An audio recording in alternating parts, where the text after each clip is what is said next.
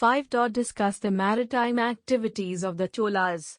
Ansh, the founder of the Chola Empire, was Vijayalaya, who was first feudatory of the Pallavas of Kanchi. He captured Tanjore in 850 AD. He established a temple of goddess Nishumbasudini, Durga, there. Aditya I succeeded Vijayalaya. Aditya helped his overlord the Pallava king Aparajita against the Pandyas but soon defeated him and annexed the whole of the Pallava kingdom. By the end of the 9th century, the Cholas had defeated the Pallavas completely and weakened the Pandyas, capturing the Tamil country, Tondamandala, and including it under their domination. He then became a sovereign ruler. The Rashtrakuta king, Krishna too, gave his daughter in marriage to Aditya. He erected many Shiva temples. He was succeeded in 907 AD by Parantaka I, the first important ruler of the Cholas. Parantaka I was an ambitious ruler and engaged himself in wars of conquest from the beginning of his reign. He conquered Madurai from the Pandya ruler Rajasimha II.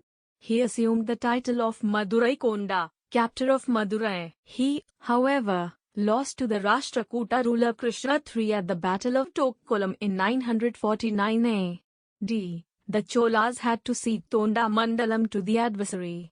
At that point of time, the Chola kingdom almost ceased to exist. It was a serious setback to the rising Chola power. The revival of Chola power began from the accession of Parantaka II, who recovered Tondamandalam to re-establish dominance of the dynasty.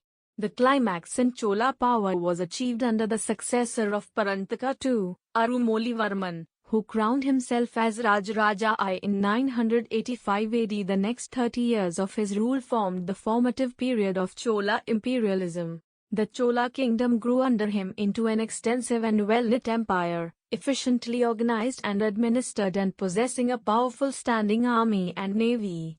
Rajaraja began his conquests by attacking the confederation between the rulers of the Pandya and Kerala kingdoms and of Ceylon.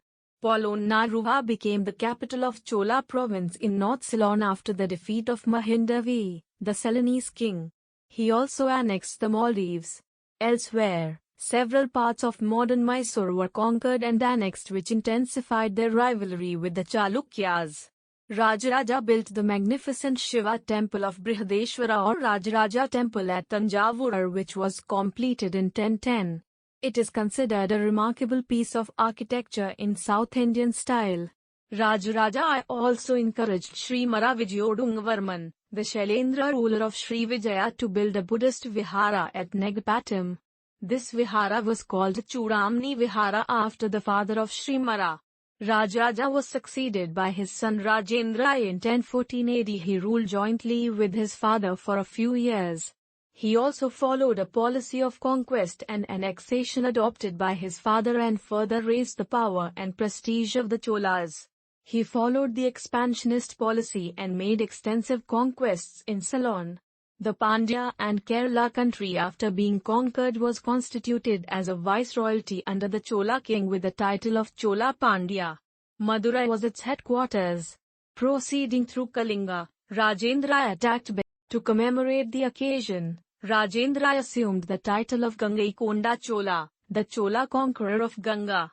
He built the new capital near the mouth of the Kaveri and called it Gangaikonda Cholpuram, the city of the Chola conqueror of the Ganga. With his naval forces, he invaded Malaya Peninsula and Srivijaya Empire that extended over Sumatra, Java and the neighboring islands and controlled the overseas trade route to China.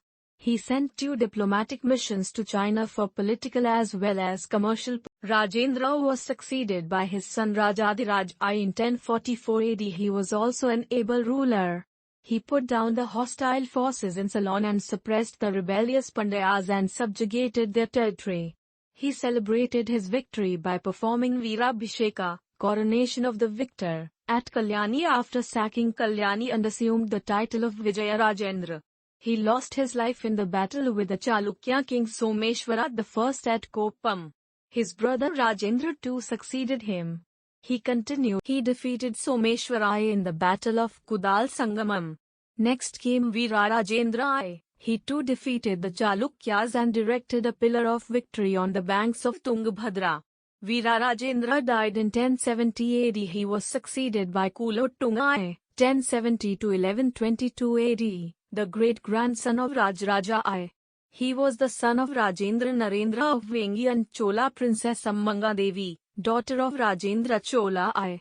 Thus Kulotunga I united the two kingdoms of the eastern Chalukyas of Vengi and the Cholas of Tanjavur. The most important reforms carried out by him in the internal administration was the reserval of land for taxation and revenue purposes. He was also titled Sungam Tavirta, he who abolished tolls. The Chola authority in Ceylon was overthrown by Vijayababu, the monarch of Ceylon during Kulotunga's reign. He sent a large embassy of 72 merchants to China and also maintained cordial relations with Sri Vijaya. He defeated the rulers of the Pandya kingdom and that of Kerala.